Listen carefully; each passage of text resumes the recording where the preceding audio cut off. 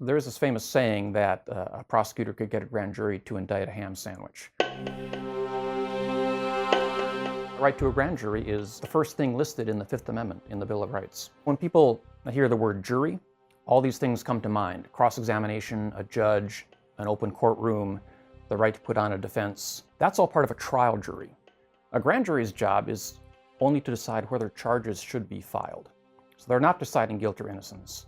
The procedure itself differs in a lot of significant ways as well. There's no judge, there's no defense attorney, the defendant who's being investigated isn't in there, no one else is in there but the prosecutor, the grand jurors, and the witness who's testifying, and a court reporter. Grand jury secrecy serves several different roles. It protects the investigation. Maybe even more important, it protects the privacy of witnesses who might be reluctant or afraid to come forward and testify. And it also protects the privacy of those under investigation, because it's not at all unusual for a grand jury investigation to be going on for a while and conclude, no, there's no case here. The grand jury subpoena power has brought down, the titans of industry, the most powerful people in the country. It brought down a sitting president. Nixon resigned, and when the grand jury subpoenaed his Oval Office recordings, and he lost the fight to keep them private.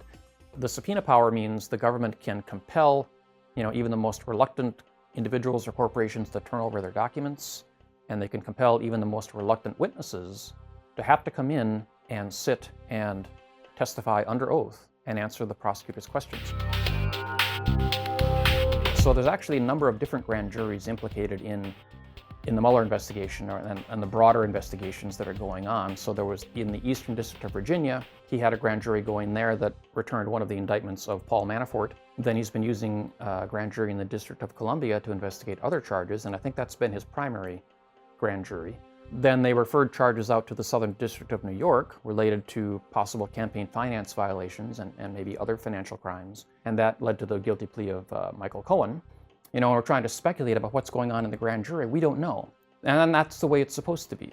So Mueller's team doesn't leak to the press. It hasn't really been settled whether you can subpoena a sitting president to testify in a grand jury. I think most people think the answer is going to be yes, because the cases that are out there that talk about Nixon producing his tapes, things like that, suggest that the president is subject to the same legal process as anybody else.